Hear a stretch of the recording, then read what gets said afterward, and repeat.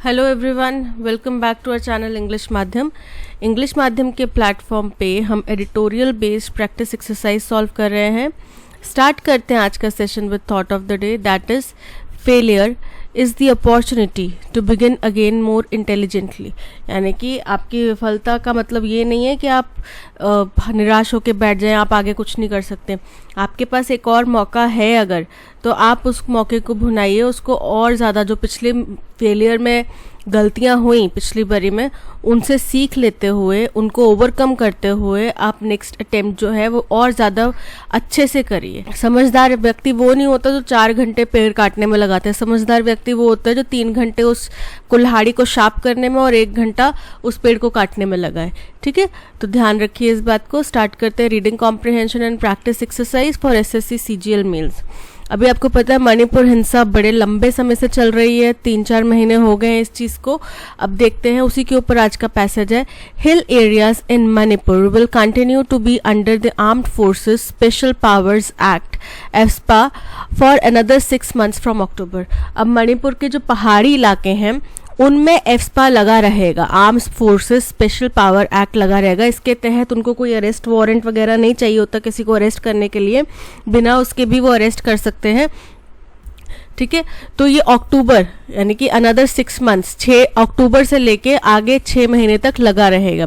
जबकि मणिपुर और बाकी जो नॉर्थ ईस्टर्न हमारे स्टेट्स हैं वहाँ पे बड़े लंबे समय से इन चीज़ों के लिए जद्दोजहद चल रही है कि वहाँ से एफस्पा हटाया जाए, और धीरे धीरे करके हटाया भी जा रहा था। बट क्योंकि ये हिंसा की घटना इतनी ज़्यादा बढ़ गई है तो वहाँ पे एफस्पा फिर से लगा दिया गया है, और स्पेशली हिली एरियाज़ का मेंशन किया गया है यहाँ पे। The state government has issued a notification to extend the laws imposition to the whole state। जो स्टेट गवर्नमेंट है उसने एक नोटिफिकेशन जारी किया है जिसमें उसमें बोला है कि ये जो लॉ है, एफस्पा एक्ट है, ये पूरे राज्य में लगा रहेगा, barring the areas falling under 19 police stations in Imphal valley. लेकिन पूरे स्टेट में केवल 19 पुलिस स्टेशंस के अंदर में जो एरियाज आते हैं इम्फाल वैली के अंडर, उसको छोड़ के बाकी पूरे स्टेट में जो है ये लगा रहेगा कानून। The notification maintains the status quo on the applicability of the patent law that grants extensive powers to the armed forces। अब बोल रहे हैं कि ये जो नोटिफिकेशन है इसने स्टेटस को यानी कि जो वर्तमान स्थिति है उसको बरकरार रखा है। On the applicability of the potent law, ये जो प्रबल इतना कड़ा कानून है एफस्पा एक्ट, मतलब बहुत ही स्ट्रिक्ट लॉ है, इसके लिए इसका जो अभी की करंट स्थिति है उसको बनाए रखा हुआ है।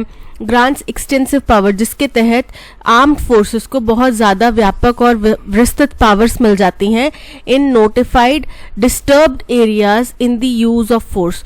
जहाँ पे किस चीज़ की पावर मिल जाती है कि जो भी डिस्टर्ब्ड एरियाज हैं वहाँ पे वो फोर्स का इस्तेमाल कर सकते हैं। In normal circumstances, the only question that may have arisen is whether ESPA is needed any longer।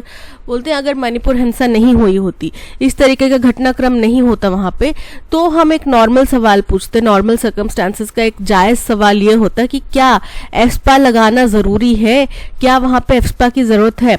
लेकिन however, given the violent ethnic conflict since the May between the Meitei and the Kuki communities, the exclusion of Imphal Valley from its purview, even while extending it elsewhere, comes across as quite ironically। बोल रहे हैं लेकिन अब क्या हुआ है कि वहाँ पे जो एथनिक वायलेंस है वो बढ़ गया। मैती और कुकी 2 कम्युनिटीज़ है, एक हिली एरियाज में रहते हैं, एक वैली एरियाज में रहते हैं।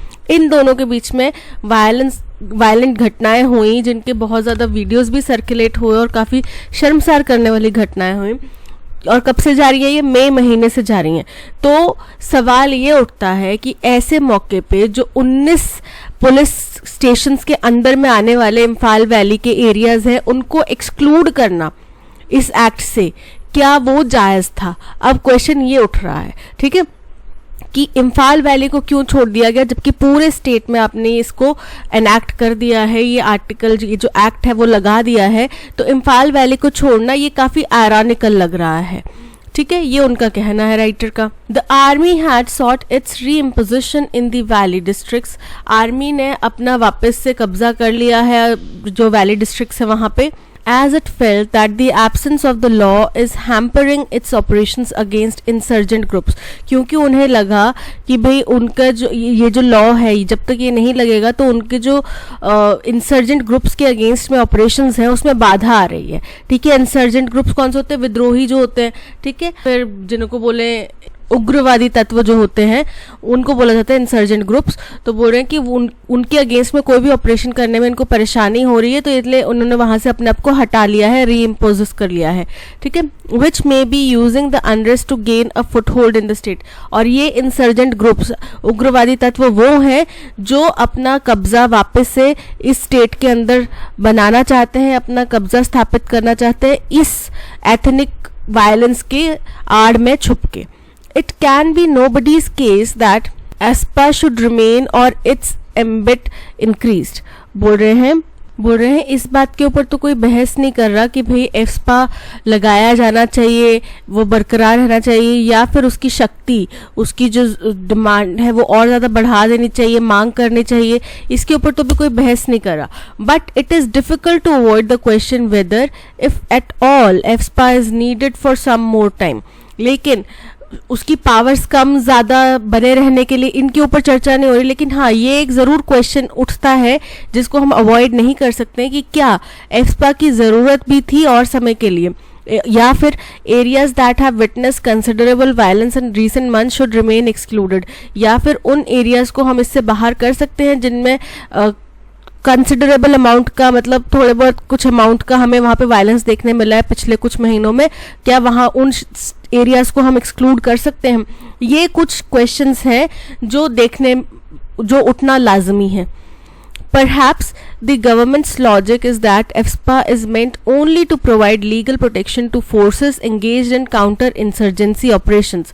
बोल रहे हैं, लेकिन सरकार का तो शायद ये कहना है कि भाई EFSPA जो है वो केवल और केवल जो आर्म्ड फोर्सेस वहाँ पे काउंटर इंसर्जेंसी ऑपरेशंस कर रहे होते हैं उनको एक लीगल प्रोटेक्शन प्रोवाइड करने के लिए इस्तेमाल किया जाता है.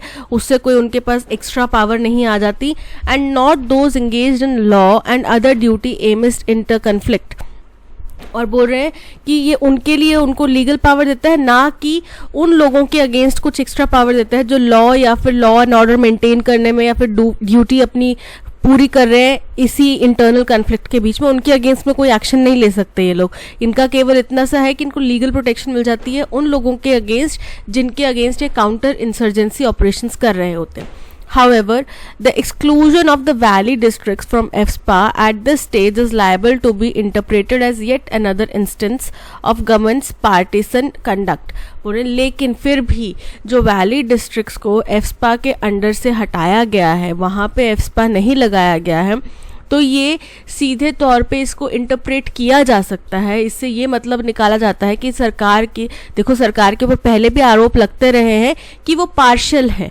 ठीक है, मैती और कुकी के अगेंस्ट में वो पार्शियल है, किसी एक कम्युनिटी को ज़्यादा फेवर करते हैं, दूसरी को नहीं करते हैं. ठीक है, तो ये जो उन्होंने वैली डिस्ट्रिक्ट्स को एक्सक्लूड कर दिया एस्पा से, तो इससे फिर से लोग ये बात का मतलब निकाल सकते हैं कि सरकार जो है अगेन एक पार्शियल बिहेवियर दिखा रही है. One of the reasons of government maintaining the status quo on the extent of the disturbed areas is that a detailed assessment of the ground situation is not possible at the moment. बोल रहे एक जो कारण है कि सरकार ने status क्यो बनाया हुआ है डिस्टर्ब्ड एरियाज के बारे में, वो ये है कि इस वक्त पे क्योंकि वहाँ पे इंसर्जेंसी घटनाएं चल रही हैं, वायलेंट एक्टिविटीज़ चल रही हैं, तो इस वक्त पे ग्राउंड पे जाके ग्राउंड सिचुएशन को देखते हुए ग्राउंड पे जाके डिटेल असेसमेंट करना पॉसिबल नहीं है. When the security agencies are engaged in maintaining law and order, जब सिक्योरिटी एजेंसीज जो हैं वहाँ पे लॉ एंड ऑर्डर की स्थिति को बनाने में लगी हुई हैं, जुटी हुई हैं, तब आप ग्राउंड रियलिटी जाके नहीं देख सकते, एसेस नहीं कर सकते. ठीक है, असेसमेंट पॉसिबल नहीं है. Further, the notification says that the issue of declaring an area as disturbed is quite sensitive and it may lead to public criticism and resistance. बोल रहे हैं फिर आगे ये नोटिफिकेशन क्या कहता है, ये नोटिफिकेशन ये कहता है किसी भी एरिया को डिस्टर्ब्ड एरिया कहना ये भी बड़ा ही सेंसिटिव मसला है, और ये डिस्टर्ब्ड, मैंने किसी एरिया को पर्टिकुलर एरिया को बोल दिया कि ये डिस्टर्ब्ड एरिया है, तो उसके लिए भी पब्लिक क्रिटिसिज्म और रेजिस्टेंस देखने मिल सकता है, गतिरोध देखने मिल सकता है. The only possible interpretation is that the fear of displeasing the majority Meiti seems to be the core aspect of the government's policy. बोल रहे हैं जो एक केवल पॉसिबल इंटरप्रिटेशन दिख रही है इस पूरे घटनाक्रम की, ये जो लॉ दिखाया गया, फिर कुछ एरियाज को आपने डिस्टर्ब्ड बताया, कुछ एरियाज में आपने एफस्पा लगा दिया, कुछ में नहीं लगाया, तो इससे केवल एक इंटरप्रिटेशन सामने आ रहा है, वो ये है कि सरकार जो है वो मेजॉरिटी मेती कम्युनिटी को डिस्प्लीज, उनको नाराज करने से डरती है. ठीक है, और उनकी कोई भी पॉलिसी है वो इसी डर के इर्द गिर्द घूमती है कि वो भाई मेजॉरिटी मेती कम्युनिटी को नाराज नहीं करना चाहते, ना कर सकते हैं, इसलिए वो इस तरीके की पॉलिसीज बनाते हैं. तो जिससे फिर ये जायज़ हो जाता है कि जो कॉन्फ्लिक्ट है मणिपुर में चल रहा, वो उनके जो मेती कुकी कम्युनिटी जो बोल रही है, तो फिर उनके जो कंसर्न्स हैं वो जायज़ लग रहे हैं यहाँ पे. In the backdrop of the hostility of the community towards the Assam Rifles and the Assam Rifles' apprehension that trucks made to resemble its vehicle may be used to commit offences. बोल रहे हैं इस सब के पीछे एक क्या चीज़ देखने मिली है कि असम राइफल्स की तरफ जो ये कम्युनिटी है उसकी हॉस्टिलिटी देखने मिली है कि वो लोग उनको पास थ्रू नहीं करने दे रहे थे, एरियाज में जाने नहीं दे रहे थे, स्टेटिंग दैट कि ये लोग भी उनके साथ में मिले हुए हैं, राइट. तो असम राइफल्स की तरफ उनको कुछ हॉस्टिलिटी के इवेंट्स देखने मिले, और उसके बाद में असम राइफल्स ने ये आशंका जाहिर करी है, भय जताया है कि भाई हमारे जो व्हीकल्स हैं, उनके आर्मी के ट्रक्स होंगे, जीप्स होंगी, जिप्सीज वगैरह होंगी, वैसे मिलते जुलते दिखने, सिमिलर दिखने वाले व्हीकल्स का इस्तेमाल ऑफेंसिव क्राइम्स करने के लिए लगाया जा सकता है, जिससे कि असम राइफल्स की इमेज को टार्निश करने की एक कोशिश हो सकती है. ठीक है, the situation in rife with possibilities of further conflict. तो बोल रहे हैं कि ये जो सिचुएशन है इसमें और ज़्यादा कन्फ्लिक्ट बढ़ने की पॉसिबिलिटीज से भरा पड़ा है. ठीक है, यानी कि अगर ऐसी स्थिति होती है तो कन्फ्लिक्ट और बढ़ सकता है, जाहिर सी बात है. The centre should not delay any further a serious initiative to bring about reconciliation between the two communities.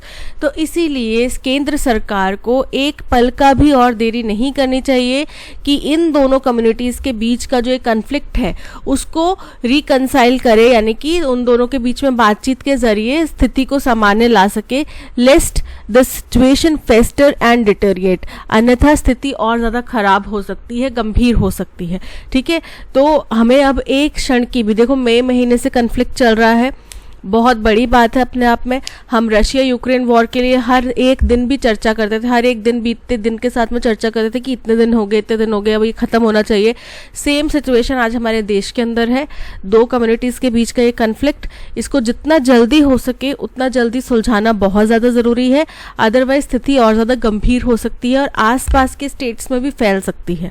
What is the tone of the following sentence? The center should not delay any further a serious initiative to bring about reconciliation between the two communities lest the situation fester and deteriorate. ये वही last वाला statement है कि जल्द से जल्द इनको सुलझाने की कोशिश करनी चाहिए, अदरवाइज स्थिति और ज़्यादा खराब हो सकती है ना, या फिर इससे पहले की स्थिति खराब हो जाए तो हमें पहले ही काम कर देना चाहिए. तो यहाँ पे अर्जेंसी बता रहे हैं और कॉशन बता रहे हैं कि भाई अन्यथा स्थिति खराब हो जाएगी. ठीक है, तो पहले ही कुछ और ज़्यादा हालात बिगड़ने से पहले ही आप ये कर लो जल्द से जल्द. ठीक है, तो urgent and cautionary option B is correct.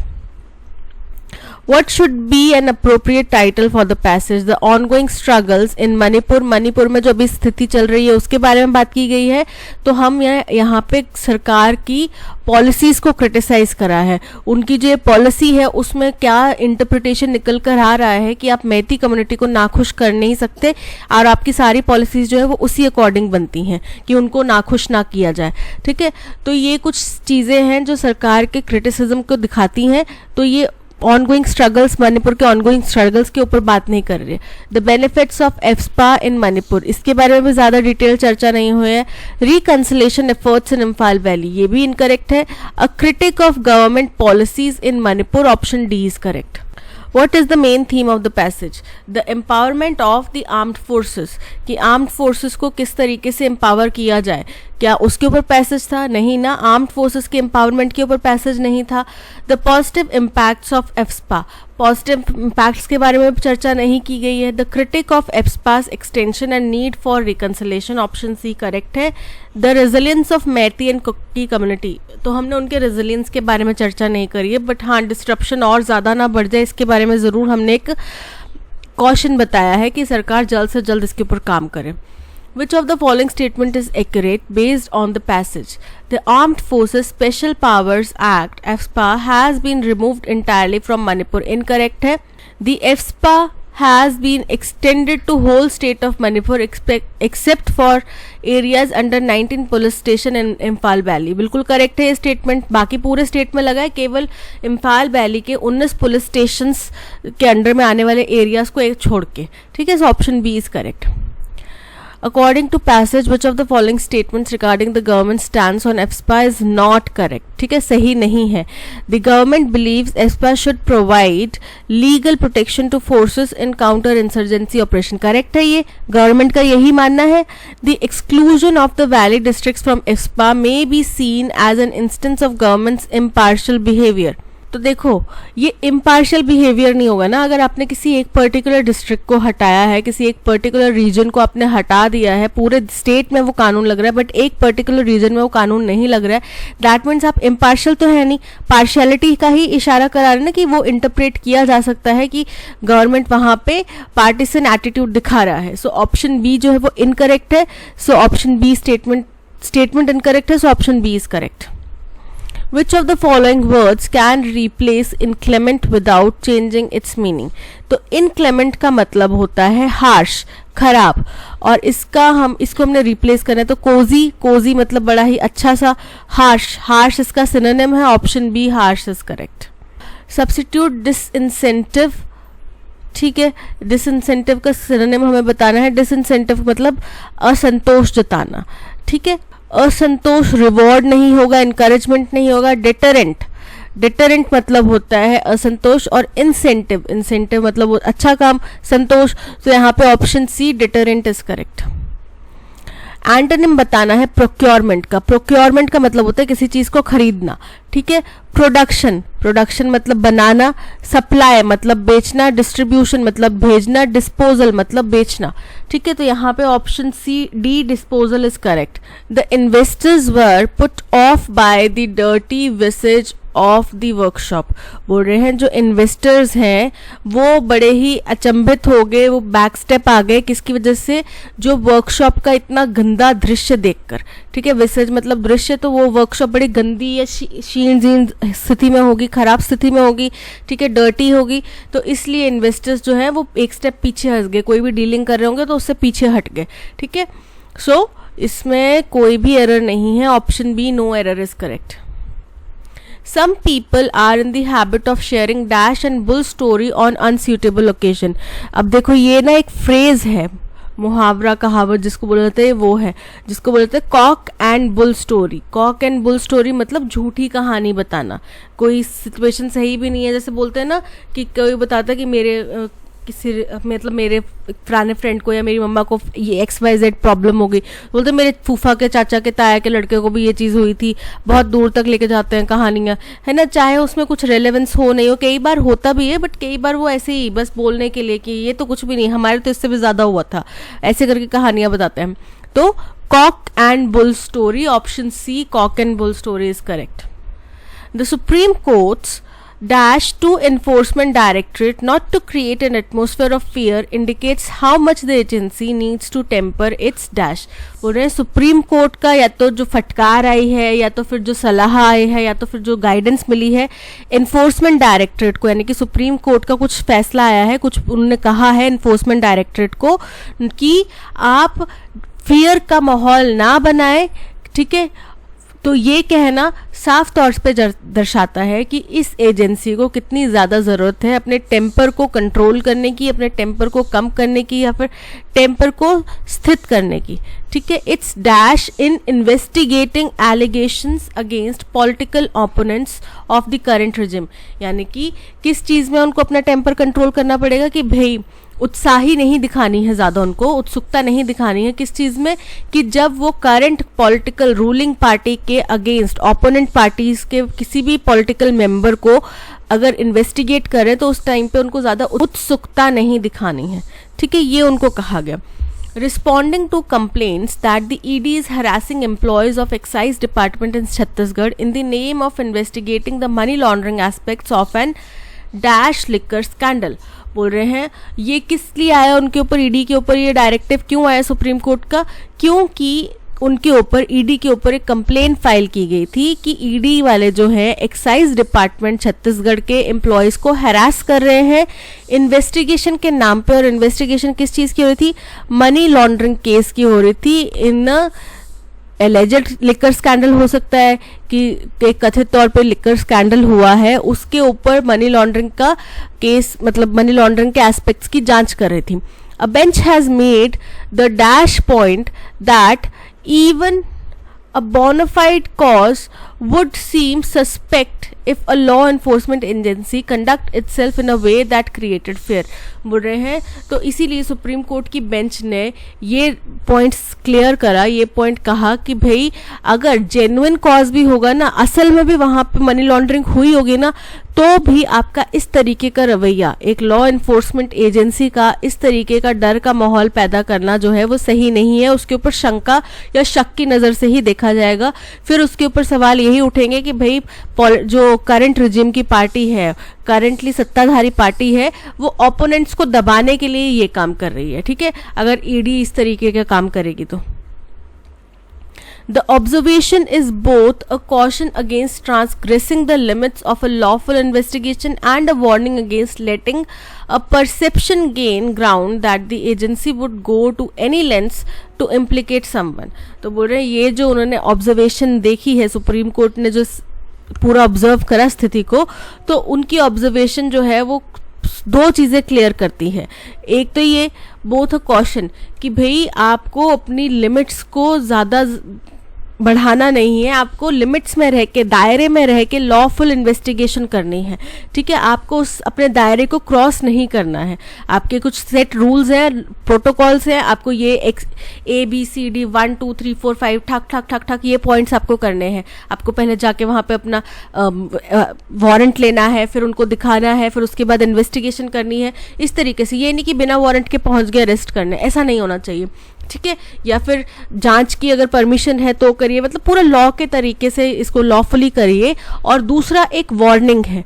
Warning किस चीज़ की, कि भाई आप ये धारणा जो लोगों में एक आम परसेप्शन बनता जा रहा है कि आप लोग किसी को भी फंसाने के लिए किसी भी हद तक जा सकते हैं, आपको इस धारणा से परे होके काम करना है। ठीक है, किसी भी हद तक नहीं जाना, किसी को इम्प्लीकेट करने के लिए, किसी को फंसाने के लिए, किसी को जांच के घेरे के अंदर लेकर जाने के लिए किसी भी हद तक नहीं जाना। ठीक है, तो ये वार्निंग और कॉशन दोनों उन्होंने दिए। Given that several leaders and ministers from states ruled by parties other than the BJP dash been summoned by ED। तो बोल रहे हैं इसमें ये भी कहा गया है कि कुछ लीडर्स और मिनिस्टर्स उन स्टेट्स में से जहाँ पे बीजेपी रूलिंग पार्टी नहीं है, उनको ईडी द्वारा बुलाया जा रहा है और अरेस्टेड एंड इम्प्रिजन्ड, और या फिर उनको अरेस्ट कर लिया गया है या फिर उनको जेल में डाल दिया गया है। Not many will be surprised at the charges levelled on the behalf of Chhattisgarh government that the agency is running amok and that its officers were threatening state officers. बोल रहे हैं तो फिर ज़्यादा लोगों को ये आश्चर्य नहीं हुआ जब छत्तीसगढ़ सरकार ने ईडी के ऊपर ये आरोप लगाया कि भाई ये जो एजेंसी है वो बिना सोच विचार के खुले में, मतलब खुलेआम सब कुछ नियमों का को उल्लंघन करके पागलों की तरह इधर उधर भाग रही है सरकार के कहने पे, और ये आरोप लगाना कि भाई ईडी के जो ऑफिसर्स हैं वो हमारे स्टेट ऑफिसर्स को डरा धमका रहे हैं in an alleged bid to implicate the state's chief minister Bhupesh Baghel, क्योंकि वो कथित तौर पे हमारे स्टेट के जो चीफ मिनिस्टर हैं भूपेश बघेल उनको अरेस्ट करना चाहते हैं, उनको फंसाना चाहते हैं, ठीक है, इसलिए वो हमारे स्टेट ऑफिसर्स को डरा रहे हैं। और ये आरोप ईडी के ऊपर लगना कोई सरप्राइजिंग बात नहीं है, क्योंकि आपने पहले भी देखा है बहुत सारे केसेस ऐसे हुए हैं ईडी के ऊपर ये आरोप लगा है, और बाकी स्टेट्स की जो पार्टीज हैं अदर देन वो स्टेट्स जहाँ पे बीजेपी रूलिंग पार्टी है, तो उन लोगों ने आरोप ईडी के ऊपर लगाए हैं और बीजेपी के ऊपर लगाए हैं कि बीजेपी ईडी को अपने स्वार्थ अनुसार इस्तेमाल कर रही है। और ये पॉलिटिक्स में आज कोई नई बात नहीं है, पहले भी होता आया है, ठीक है, ये नहीं कि आज बीजेपी गवर्नमेंट सरकार में है, सत्ता में है तो हो रहा है। फैक्ट्स आप चेक करेंगे तो पहले भी कई दफ़ा आरोप प्रत्यारोप लगे हैं, ठीक है। जाहिर सी बात है जिसके ऊपर ईडी एक्शन लेगी वो खुशी खुशी तो चला नहीं जाएगा जेल में, खुशी खुशी तो सारे अपने गुनाह कबूल नहीं करेगा, तो वो बचने के लिए ऐसा करता है। और ये भी सच है कि पॉलिटिकल पार्टीज, रूलिंग पार्टीज जो होती हैं वो कई दफ़ा ऐसे हथकंडे अपनाती हैं ओपोनेंट्स को डराने के लिए, दबाने के लिए, ठीक है, तो ये एक जग जाहिर बात है। द सुप्रीम कोर्ट्स डैश, अब क्या है सुप्रीम कोर्ट का? एस्केलेशन, एस्केलेशन मतलब चीज़ को, किसी चीज़ को बढ़ाना, विस्तार करना, है ना, वृद्धि करना।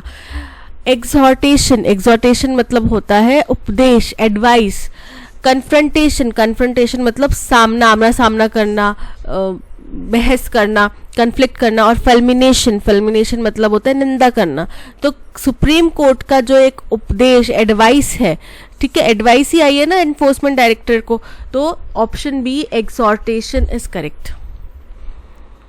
Exhortation to the enforcement directorate not to create an atmosphere of fear indicates how much the agency needs to temper its dash in investigating allegations. Its potential मतलब कि उनका जो सामर्थ्य है उसको बात कर रहे हैं। zeal मतलब उत्साह, redressal मतलब कि सुधार, और अराइवल मतलब आगमन। तो यहाँ पे उनके उत्साह की बात करिए ना कि उनको अपने उत्साह को कंट्रोल करने की जरूरत है। So option B zeal is correct. Responding to complaints that the ED is harassing employees of the excise department in Chhattisgarh in the name of investigating the money laundering aspect of an dash liquor scandal, concluded मतलब जिसका फैसला आ चुका है, ठीक है, conclusion समाप्त हो चुका है। एलेजेड मतलब कथित तौर पे। एडवांस्ड मतलब विकसित या विस्तार होना किसी चीज का। और कंसर्न मतलब संबंधित। तो यहाँ पे एलेजेड, क्योंकि अभी तक ये लिकर स्कैंडल प्रूव नहीं हो पाया है, कहा जा रहा है कि एक लिकर स्कैंडल हुआ है, ठीक है, कुछ सबूत सामने नहीं है। So option B alleged is correct. Alleged liquor scandal, a bench has made the dash point that even a bona fide cause, तो कौन सा पॉइंट उनने बताया होगा? ट्रांसपेरेंट मतलब पारदर्शी। प्रिवेलेंट मतलब कि जो अभी तक सबके साथ में प्रचलित है, सब लोग इसी पॉइंट को जानते हैं। कंपेल मतलब मजबूर करना। और पर्टिनेंट मतलब कि रेलेवेंट। तो यहाँ पे उन्होंने एक रेलेवेंट पॉइंट बताया है कि भाई अगर आपका केस सही भी होगा तो भी अगर आप डर का माहौल पैदा करेंगे ना तो आपके ऊपर शक ही किया जाएगा कि आप सरकार के इशारे पे काम कर रहे हैं, right. Given that several leaders and ministers from states ruled by parties other than BJP dash, अब several leaders हो गया, बहुत सारे लीडर्स की बात की जा रही है ना, तो क्या होगा? प्लूरल है तो आएगा have, ठीक है, have been summoned by ED. Option C is correct. The special relationship has been under strain for quite some time. बोल रहे ये जो खास रिश्ता है, स्पेशल रिलेशन है, ये बड़े लंबे समय से, अभी काफ़ी लंबे समय से तनाव के अंदर चल रहा है। तो कौन सा खास रिश्ता, किस रिश्ते की बात कर रहे हैं? क्लियरिटी नहीं हुई, आगे देखते हैं। And it is not all Kathmandu's doing, और ये सारा का सारा जो इल्ज़ाम है हम काठमांडू के ऊपर नहीं लगा सकते। However, a deep freeze in ties or a dead end would be an incorrect reading. लेकिन अगर हम बोलें कि हमारे रिश्ते ठंडे बस्ते में चले गए हैं या हमारे रिश्तों के लिए आगे कोई भी बातचीत करने के लिए एक डेड एंड आ चुका है, तो ये भी इनकरेक्ट होगा। एंड अनडिजायरेबल प्रपोजिशन, और इनकरेक्ट और अनडिजायरेबल बात होगी कहने के लिए, ठीक है, मतलब ये कहना भी लाजमी नहीं है। पी स्टेटमेंट से हमें कोई क्लैरिटी नहीं हुई कि किसके बारे में बात करें, और हमें पता है कि फर्स्ट स्टेटमेंट हमेशा एक इंडिपेंडेंट स्टेटमेंट होता है जो किसी चीज़ का इंट्रोडक्शन कर रहा होता है या फिर किसी बिल का, किसी संस्था का, किसी भी चीज़ का नाम दे रहा होता है, मतलब एक इंट्रोड्यूसिंग स्टेटमेंट होता है। तो पी तो हमें इंट्रोड्यूसिंग स्टेटमेंट नहीं लग रहा, तो पी हमारा फर्स्ट स्टेटमेंट नहीं हो सकता। अब ऑप्शंस में कहीं पी दिया भी नहीं हुआ फर्स्ट स्टेटमेंट, तो ज़्यादा हेल्प नहीं मिली। The territorial issue, the altered map will include Kalapani, Lipulekh and Limpiyadurha areas which lie completely within the territory of India।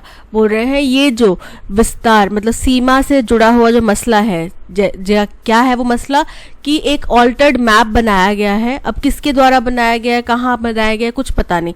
Will include, उसमें क्या क्या शामिल होगा, काला पानी शामिल होगा, लिपुलेख शामिल होगा और लिम्पियाधुरा एरिया शामिल होंगे, जो कि अभी फिलहाल कंप्लीटली हिंदुस्तान की सीमा के अंदर आते हैं। Drives a new ways between the two nations, अब ये जो है इन दोनों देशों के बीच में एक नई दरार पैदा कर रहा है। अब कौन से दो नेशन, अगेन क्लैरिटी नहीं है, तो ये फर्स्ट स्टेटमेंट नहीं होगा, तो क्यों हमारा फर्स्ट स्टेटमेंट नहीं हो सकता, ऑप्शन बी एलिमिनेट हो गया। The unanimous approval of a constitution amendment bill by Nepal's House of Representatives to change the country's political map would have met with concentration in New Delhi। ये हमारा first statement हो सकता है क्योंकि यहाँ पे एक बिल का इंट्रोडक्शन किया गया है कि एक सर्वसहमति से बिल पास हुआ।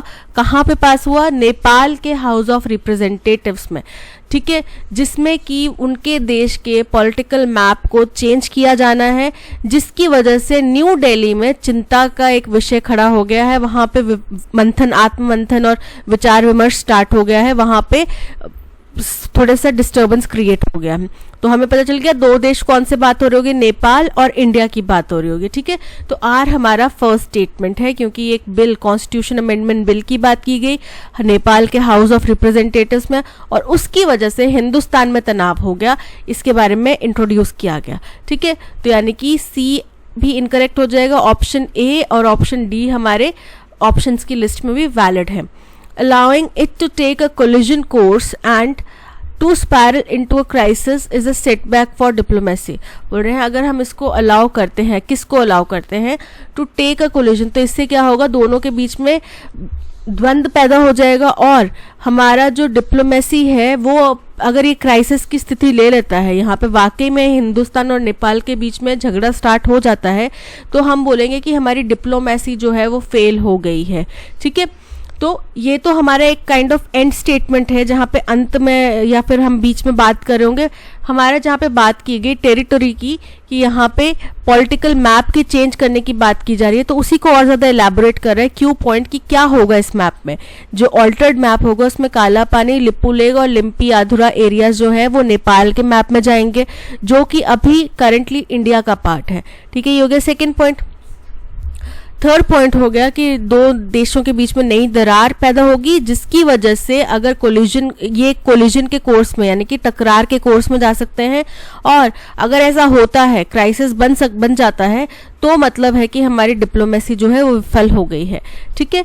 क्यों बोल रहे हैं डिप्लोमेसी विफल हो गई, क्योंकि इन दोनों स्टेट्स के देशों के बीच में एक स्पेशल रिलेशन है जो कि अभी पिछले कुछ समय से तनाव से गुजर रहा है, और केवल काठमांडू की गलती नहीं है इसमें। लेकिन अगर हम ये बोल दें कि ठंडे बस्ते में चला गया या अब हमारे रिश्ते का अंत है, तो ये भी एक अंडर स्टेटमेंट होगा, ये मतलब ओवर स्टेटमेंट होगा, ऐसा हमें कहना नहीं चाहिए, ठीक है, गलत होगा, क्योंकि अभी भी हमारे पास डिप्लोमेटिक रास्ता है, हम मसले को सुलझा सकते हैं। तो अरेंजमेंट बन रहा है R Q S P, R S P Q, R Q S P, option D is correct. The fact that he has picked India among the potential entrants shows that New Delhi, with its ever-growing clout in global arena, बोल रहे हैं ये जो तथ्य है कि उन्होंने ही एक प्रोनाउन है, ठीक है, प्रोनाउन है तो ये किसी नाउन के लिए यूज किया जाएगा, राइट। तो ये नाउन यहाँ पे हमें पता नहीं चल रहा, राइट। तो पी हमारा फर्स्ट स्टेटमेंट नहीं हो सकता। तो बोल रहे हैं कि ये जो तथ्य है कि उन्होंने हिंदुस्तान को चुना पोटेंशियल एंट्रेंस के तौर पे, तो ये दर्शाता है कि हिंदुस्तान का जो दुनिया के ग्लोबल एरिना में जो दबदबा बढ़ रहा है, has a key role to play in the post pandemic world order. ये एक मुख्य पार्ट प्ले कर सकता है, मुख्य एक रोल प्ले कर सकता है पोस्ट पेंडेमिक की दुनिया में, पेंडेमिक के बाद वाली दुनिया में लॉ एंड ऑर्डर और वर्ल्ड ऑर्डर मेंटेन करने में। ठीक है, हिंदुस्तान एक अहम भूमिका निभा सकता है।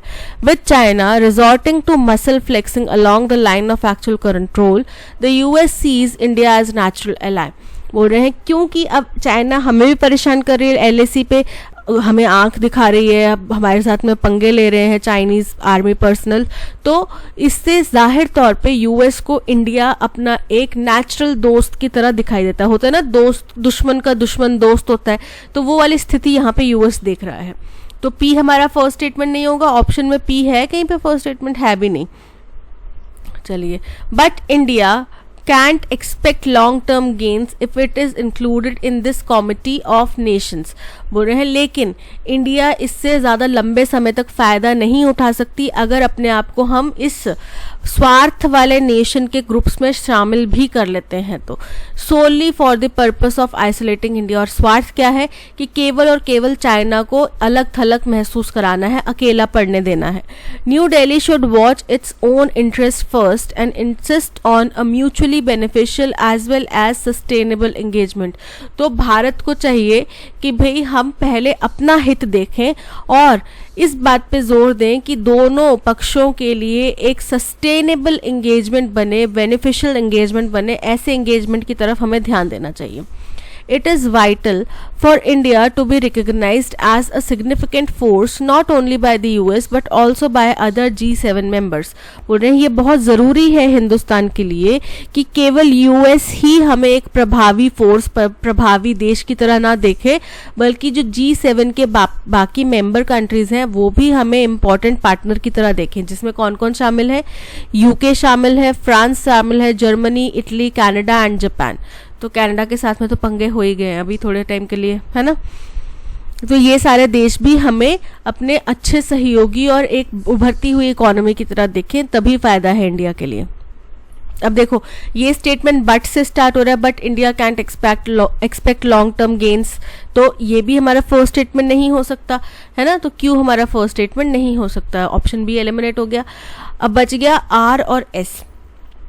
Keen on a bigger league of nations to corner China over the coronavirus crisis, US President Donald Trump wants India, Russia, Australia and South Korea on board the expanded group of 7। बोल रहे हैं कि जिज्ञासा है उनको, उत्सुकता है कि वो चाइना को अलग थलग कर दें, एक कॉर्नर में ले आए। किस लिए?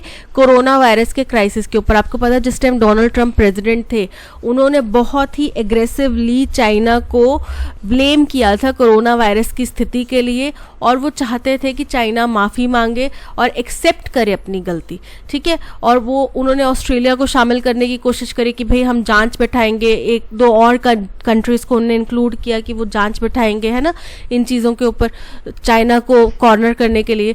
तो बोल रहे हैं कि इसी अपनी उत्सुकता को दिखाते हुए यूएस प्रेसिडेंट डोनाल्ड ट्रंप चाहते हैं कि इंडिया, रशिया, ऑस्ट्रेलिया और साउथ कोरिया ग्रुप 7 के एक्सपैंडेड वर्जन में शामिल हों।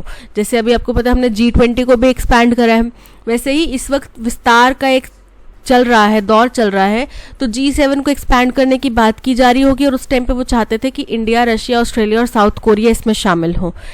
तो ये हमारा फर्स्ट स्टेटमेंट हो गया, क्योंकि ये बताता है एक उत्सुकता चाइना को कॉर्नर करने की कोरोना वायरस क्राइसिस पे, फिर प्रेसिडेंट डोनाल्ड ट्रंप का रशिया, ऑस्ट्रेलिया, साउथ कोरिया और इंडिया को ग्रुप 7 में शामिल करने की बात कहने के लिए और G7 को एक्सपैंड करने के लिए। तो ये इंट्रोडक्शन दे रहा है पैसेज का, ठीक है। तो आर हमारा फर्स्ट स्टेटमेंट हो जाएगा, यानी कि ऑप्शन डी भी एलिमिनेट हो गया, ए और सी बने हुए हैं।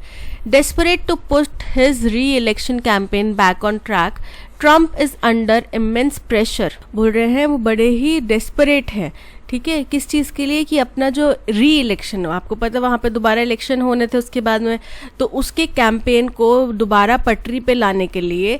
तो Trump is under immense pressure, तो उनके ऊपर बहुत ज़्यादा प्रेशर है, domestically as well as internationally. क्यों? कहाँ से? उनके यूएस से भी, मतलब देश की जनता से भी और इंटरनेशनल कम्युनिटी से भी उनके ऊपर काफ़ी प्रेशर है to turn the screw on China for its alleged mishandling of the pandemic that has ravished America.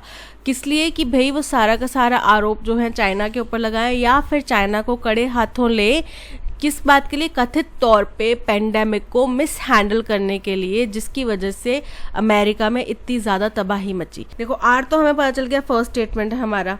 उसके बाद में सेकंड भी उन्हीं के इलेक्शन कैंपेन की बात आ रही है। सेकंड पॉइंट कि उनके ऊपर क्यों वो करना चाहते हैं ये चीज़, क्योंकि एक तो उनके ऊपर दबाव है कि वो अपने इलेक्शन कैंपेन को वापस ट्रैक पे लेकर आए, ठीक है। दूसरा, उनके ऊपर डोमेस्टिक और इंटरनेशनल कम्युनिटी सब तरफ से दबाव है कि भाई चाइना का आप आरोप लगा रहे हैं कि चाइना ने किया है, तो फिर आप उनको आड़े हाथों लाइए, उनके ऊपर एक्शन लीजिए, ठीक है। तो ये था दूसरा पॉइंट। तो थर्ड पॉइंट हो जाता है जहाँ पे वो बोलते हैं कि ये जो फैक्ट है कि उन्होंने इंडिया को पोटेंशियल एंट्रेंस के तौर पे लिया है, वो इसलिए भी लिया है क्योंकि चाइना के साथ में हिंदुस्तान का LAC पे मतभेद चल रहा है, तो इसीलिए दुश्मन का दुश्मन दोस्त कहते हुए उन्होंने हिंदुस्तान को इस ग्रुप में शामिल करने की बात की है। लेकिन हिंदुस्तान को पता है कि भाई हमें इससे लॉन्ग टर्म बेनिफिट्स नहीं मिलेंगे। तो ये कंक्लूडिंग स्टेटमेंट हो गया, ठीक है। क्यू जो है हमारा कंक्लूडिंग स्टेटमेंट हो गया। तो हमारा अरेंजमेंट बन रहा है RSPQ, RSQP, RSPQ, option C is correct. The finance minister in the significant final tranche of stimulus package also announced the Manrega works would continue during the monsoon months as well as to address the needs of the returning migrants. जो बोल रहे हैं finance minister ने अपने आखिरी final किश्त जो गई है स्टिमुलस पैकेज की, उसमें ये अनाउंस किया कि मनरेगा का कार्य जो है वो लगातार चलता रहेगा मानसून महीने में भी। और ये भी उनने कहा कि भाई हमें ज़रूरत है इस वक्त जो माइग्रेंट वर्कर्स हैं जो अपने अपने घरों की तरफ जा रहे हैं, उनकी ज़रूरतों को भी एड्रेस करने की हमें ज़रूरत है, ठीक है। April and May have seen a 40% to 50% drop in work enrollment under the scheme। कौन सी स्कीम? मनरेगा। बोल रहे हैं अप्रैल और मई के महीने में 40 से 50% की गिरावट आई थी वर्क एनरोलमेंट में इस स्कीम के तहत, partially due to lockdown and lack of job opportunities. शायद पार्शली उसका कारण ये भी हो सकता है कि लॉकडाउन लगा हुआ था और उस टाइम पे जॉब अपॉर्चुनिटीज़ भी इतनी ज़्यादा नहीं थी। The government's targeted push is bound to provide succor। तो बोल रहे हैं तो गवर्नमेंट का इस वक्त पे टारगेट एक पुश दिया है, उनने बढ़ाया है स्कीम में, कुछ इंक्रीज करा है, वो बेसिकली उनको एक असिस्टेंस प्रोवाइड, सक्कर मतलब प्रोवाइड असिस्टेंस, मदद प्रोवाइड करने के लिए किया है, ठीक है। Excluding the pending dues, spending on the scheme is estimated to be 90,000 crore. बोल रहे हैं अगर हम बकाया राशि को एक्सक्लूड कर दें, निकाल दें, तो इस स्कीम के ऊपर जो स्पेंडिंग की गई है वो एस्टिमेटेड 90,000 करोड़ कर दी गई है। The rupees 40,000 crore hike in allocation for the rural employment guarantee scheme this fiscal, taking the total allocation to over rupees 1.01 lakh crore. बोल रहे हैं जो 40,000 करोड़ रुपए का हाइक दिया है इस रूरल एम्प्लॉयमेंट गारंटी स्कीम। क्या है rural employment guarantee scheme? MNREGA, ठीक है। इस फाइनेंशियल ईयर में इसको 40,000 करोड़ का हाइक मिला है, यानी कि इसमें 40,000 करोड़ का और फंड्स ऐड किए गए हैं। तो इसकी वजह से अब इसका टोटल एलोकेशन 1.01 लाख करोड़ हो जाता है, which was the need of the hour, जो कि इस समय की डिमांड थी, इस समय पे ज़रूरत थी। Promising relief to migrants returning home in their thousands.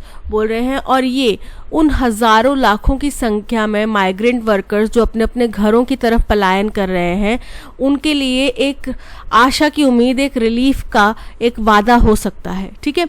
तो देखो सबसे फर्स्ट स्टेटमेंट तो ये हो गया कि 40,000 करोड़ का हाइक दिया, तो किसके अंदर किया? एक रूरल एम्प्लॉयमेंट गारंटी स्कीम, उसको इस फाइनेंशियल ईयर में हाइक मिला।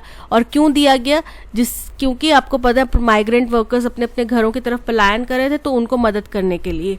फिर बोलते हैं कि अगर हम पेंडिंग राशि को छोड़ दें तो इसके ऊपर टोटल स्पेंडिंग 90,000 करोड़ की हो चुकी है ऑलरेडी, ठीक है। ये हो गया फर्स्ट पॉइंट, एस हो गया फर्स्ट पॉइंट, आर हो गया सेकेंड पॉइंट, ठीक है। उसके बाद में पी में बोलते हैं कि जो फाइनेंस मिनिस्टर हैं उन्होंने अपने फाइनल किश्त में ये अनाउंस करा कि भाई मनरेगा का काम मानसून महीने में भी चालू रहेगा। और फोर्थ हो गया कि भाई हमने अप्रैल महीने में 40 से 50% गिरावट देखी थी, उसका कारण ये था कि भाई लॉकडाउन लगा हुआ था और जॉब अपॉर्चुनिटीज़ कम थे, तो इसलिए अब सरकार को चाहिए कि वो इन जो मज़दूर घर वापस जा रहे हैं उनकी मदद करें। ठीक है, तो हमारा अरेंजमेंट बन रहा है SRPQ, option A is correct. The center's decision to amend the Essential Commodities Act is being billed as the 1991 liberalization movement for Indian agriculture। बोल रहे हैं सेंटर का जो फैसला आया है कि वो एसेंशियल कमोडिटीज़ एक्ट में परिवर्तन लाएंगे, अमेंडमेंट लाएंगे, इसको देखा जा रहा है जो 1991 का लिबरलाइजेशन का मोमेंट आया था ना, तो इंडियन एग्रीकल्चर की आज की स्थिति में इसको 1991 के लिबरलाइजेशन के मोमेंट की तरह देखा जा रहा है। ठीक है, ट्रेडर्स, तो ये एक इंट्रोडक्टरी स्टेटमेंट हो गया। पी पता चल गया हमारा फर्स्ट स्टेटमेंट है, क्योंकि एक नया बिल आया है एसेंशियल कमोडिटीज़ एक्ट में, तो उसके बारे में चर्चा की जा रही है। ठीक है, traders not buying and stocking surplus even during a bumper harvest was often seen as one of the reasons for vagaries of farm incomes. बोल रहे हैं कि जो ट्रेडर्स ज़्यादातर क्या करते थे कि ना खरीदते थे ना फिर स्टॉक करते थे, सरप्लस को स्टॉक नहीं करते थे, बम्पर हार्वेस्ट हो उस टाइम पे भी वो स्टॉक नहीं करते थे। तो इसको कैसे देखा जाता था, इसको देखा जाता था जो फार्म इनकम्स में लोगों की बड़ा ज़्यादा एक सडन चेंज हो जाता था ना, सडन स्थिति कि कोई तो बहुत अमीर है कोई बहुत गरीब है, तो वो सडन चेंज में इस चेंज का कारण इसको देखा था कि ट्रेडर जो है वो ज़्यादा ना खरीद सकते थे ना सरप्लस स्टॉक कर सकते थे। It will allow processors, millers, exporters and traders to hold as much stock of these commodities as they want to. तो इससे क्या होगा, प्रोसेसर्स, मिलर, एक्सपोर्टर और ट्रेडर्स को सबको ये आज़ादी मिल जाएगी कि जितना वो इन कमोडिटीज़ का स्टॉक करना चाहते हैं उतना कर सकते हैं। There is a rider that a stock limit can be clamped under exceptional circumstances such as national calamities. बोल रहे हैं लेकिन इसमें आगे एक और स्टेटमेंट है कि एक लिमिट हम क्लैम्प कर सकते हैं, लिमिट लगा सकते हैं कि भाई इससे ज़्यादा आप स्टॉक नहीं कर सकते। देखो अब कोई है उसको बोला जा रहा है कि आप कितना भी स्टॉक कर सकते हैं, लेकिन अगर कोई नेचुरल कैलामिटी होती है, एक्सेप्शनल सर्कमस्टांसेस जैसे नेचुरल कैलामिटीज़ होती हैं, तो उस स्थिति में आप 100 किलो से ज़्यादा स्टॉक नहीं कर सकते, ये उनको बोल दिया गया। ठीक है, तो ये एक राइडर भी है साथ में। The marketing reform announced by the finance minister as part of the third tranche of the stimulus package. बोल रहे हैं ये जो मार्केटिंग रिफॉर्म आया है ये फाइनेंस मिनिस्टर द्वारा अनाउंस किया गया और ये तीसरी किश्त है स्टिमुलस पैकेज की। Aims to deregulate cereals, edible oils, oil seeds, pulses, onion and potato. जिसका मतलब है कि इसका मुख्य उद्देश्य है कि ये cereals, edible oil, oil seeds, pulses, onion और पोटैटो को डीरेगुलेट करना चाहता है। ठीक है, ये उसका मकसद है। तो पी हमारा फर्स्ट स्टेटमेंट हो गया जहाँ पे इस बिल की बात करी गई। फिर सेकंड स्टेटमेंट होगा जहाँ पे इस बिल का मकसद बताया गया कि क्यों लाया गया ये बिल, तो ये उसका मकसद है। ठीक है, फिर थर्ड पॉइंट हो जाता है जहाँ पे कि इससे प्रोसेसर, मिलर, एक्सपोर्टर, ट्रेडर्स को मदद मिलेगी कि वो जितना चाहे उतना स्टॉक कर सकते हैं। ये थर्ड पॉइंट हो गया। और फोर्थ पॉइंट हो गया कि इससे पहले ट्रेडर्स जो है वो नहीं कर सकते, जिसकी वजह से फार्मर की इनकम्स में बहुत ज़्यादा वैगेरिस यानी कि वेराइटीज़ आती थी, सडन चेंजेस आते थे। ठीक है, तो PSRQ option B is correct. The Allahabad High Court's decision to allow azan during the extent lockdown has provided judicial clarity to a matter that should not have been in the court in the first place। बोल रहे हैं Allahabad high court का जो फैसला आया है कि अजान जो है वो करंट लॉकडाउन, एक्सटेंट लॉकडाउन मतलब जो उस टाइम पे उस करंट स्थिति में लॉकडाउन लगा है उस दौरान पे अजान को अलाउ किया जाता है। तो इसने क्या किया गया, इसने एक जुडिशियल क्लैरिटी दे दी है उस मसले पे जिसको पहली बात तो कोर्ट में होना ही नहीं चाहिए था। ठीक है, उस मसले को इसने और ज़्यादा क्लैरिटी दे दी है। Indeed the right to profess religion is a fundamental right of the citizens of India. बोल रहे हैं जाहिर सी बात है कि क्या है कि हमारे को अपने धर्म का अनुपालन करना जो है हमारे फंडामेंटल राइट्स में आता है, हिंदुस्तान के नागरिकों के फंडामेंटल राइट्स में आता है। आपको पता है हिंदुस्तान कोई एक धर्म, एक रिलीजन वाला देश नहीं है, इसमें multiple religion, multiple states, multiple languages, multiple forms of life चल रहे हैं।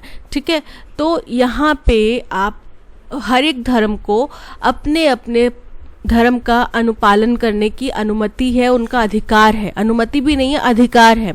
And thus there should have been no impediment to their exercising this right. और अगर किसी भी व्यक्ति को अपने इस अधिकार को पालन करना है, इस अधिकार का यूज़ करना है, तो उनको कोई भी तरीके से इम्पेडिमेंट मतलब रोका नहीं जाना चाहिए, कोई भी रुकावट नहीं होनी चाहिए इसमें, ठीक है। Even as it directed the administration not to cause hindrance to this, the High Court added that use of loudspeakers or other sound amplifying devices could not be said to be an integral part of religion। बोल रहे हैं कि उन्होंने ये भी direct करा administration को, यानी कि वहाँ के पदाधिकारियों को ये डायरेक्ट करा कि भाई किसी भी व्यक्ति को अपने धर्म का अनुपालन करने में कोई भी रोक नहीं लगानी चाहिए। लेकिन उन्होंने हाई कोर्ट ने ये भी साथ साथ में ऐड करा कि लाउड स्पीकर्स का या फिर दूसरे साउंड को बढ़ाने वाले जो डिवाइसेस हैं उनका इस्तेमाल करना किसी भी धर्म का आंतरिक पार्ट नहीं है, इंटरनल पार्ट नहीं है। ये बात हमें समझनी पड़ेगी कि पुराने ज़माने में लाउड स्पीकर्स नहीं होते थे। हमारा धर्म की, किसी भी धर्म की जब शुरुआत हुई है तो उस टाइम पे उसमें लाउड स्पीकर्स नहीं हुआ करते थे। ये तो लाउड स्पीकर्स आगे आगे बढ़ते हमारी सहूलियत के लिए और बन गए, ठीक है। तो वो हमारे किसी के भी धर्म का इंटीग्रल पार्ट नहीं है। There is no doubt that the azan is an essential and integral part of Islam as the court observed। बोल रहे हैं कि जैसा कि कोर्ट ने माना कि भाई अजान जो है वो इस्लाम का आंतरिक और ज़रूरी और इंटरनल पार्ट है, ठीक है, ये उन्होंने माना। लेकिन उन्होंने कहा कि लाउड स्पीकर्स का प्रयोग उनका इंटरनल पार्ट नहीं है, उनके रिलीजन का इंटीग्रल पार्ट नहीं है, अभिन्न अंग नहीं है, ठीक है। तो पी हमारा फर्स्ट पॉइंट हो जाएगा, क्योंकि इसमें बोला गया इलाहाबाद हाई कोर्ट के फैसले के बारे में। किसके लिए फैसला आया? अजान के बारे में फैसला आया है और करंट लॉकडाउन यानी कि जिस टाइम पे कोरोना टाइम था उस दौरान पे आया है। तो ये एक टाइम पीरियड प्रोवाइड करता है, पैसेज को इंट्रोड्यूस करता है कि इलाहाबाद हाई कोर्ट के फैसले के बारे में बता रहे हैं हम, ठीक है। फिर उसके बाद में सेकंड पॉइंट आता है कि कोई डाउट नहीं है कि अजान जो है किसी धर्म का इंटीग्रल पार्ट है, एसेंशियल पार्ट है, तो उसको एक्सरसाइज करने से हम किसी को भी रोक नहीं सकते, क्योंकि वो उनका फंडामेंटल राइट है किसी भी सिटीजन का, ठीक है। तो वही बात जो है क्यू पॉइंट, ये हमारा थर्ड पॉइंट हो जाएगा कि ये फंडामेंटल राइट है किसी भी सिटीजन का, तो हम किसी को रोक नहीं सकते अपने धर्म का अनुपालन करने से। लेकिन उन्होंने साथ ही साथ ये भी कहा कि भाई अजान आपके धर्म का इंटीग्रल पार्ट है, बट लाउड स्पीकर्स आपके धर्म का इंटीग्रल पार्ट नहीं है, ठीक है। ये भी बात उन्होंने मानी। So PSQR is correct arrangement, PSQR option C is correct. That's all, आज के सेशन में इतना ही। Thank you so much for watching. इस सेशन की ऑडियो और PDF आपको टेलीग्राम चैनल पे मिल जाएगी। आप बार बार यही सवाल कर रहे हैं PDF कहाँ से मिलेगी, तो PDF आपको टेलीग्राम चैनल पे मिलेगी, जिसका लिंक आपको डिस्क्रिप्शन बॉक्स में दिया गया है। इसके अलावा प्ले स्टोर से आप भी डाउनलोड कर सकते हैं, उसमें भी आपको सारा कंटेंट अवेलेबल रहेगा, ऑडियो PDF सब कंटेंट अवेलेबल रहेगा। तो उसका लिंक भी आपको डिस्क्रिप्शन में दे दिया गया है प्ले स्टोर से आप डाउनलोड करने का। और आपको पढ़ना कैसे है, आपको पहले टेलीग्राम चैनल पर जाके PDF डाउनलोड करनी है, PDF पढ़िए, उसको अटेम्प्ट कीजिए, सारे के सारे जो वोकैब है वो आप पढ़िए, ठीक है। लिख के याद करने की वोकैब को ज़रूरत नहीं है, आप हफ्ता भर वोकैब पढ़ेंगे तो आप देखेंगे उसके बाद वर्ड्स जो है रिपीट होना शुरू हो जाते हैं, ठीक है। तो वोकैब पढ़िए, पैसेज अटेम्प्ट कीजिए, क्वेश्चंस अटेम्प्ट कीजिए, उसके बाद जो भी गलती है उसको यहाँ पे आके एनालाइज कीजिए, ठीक है। तो अगर कंटेंट पसंद आया हो तो लाइक, शेयर और सब्सक्राइब ज़रूर करना। मिलते हैं नेक्स्ट सेशन में। Till then keep learning, keep practising. Bye bye.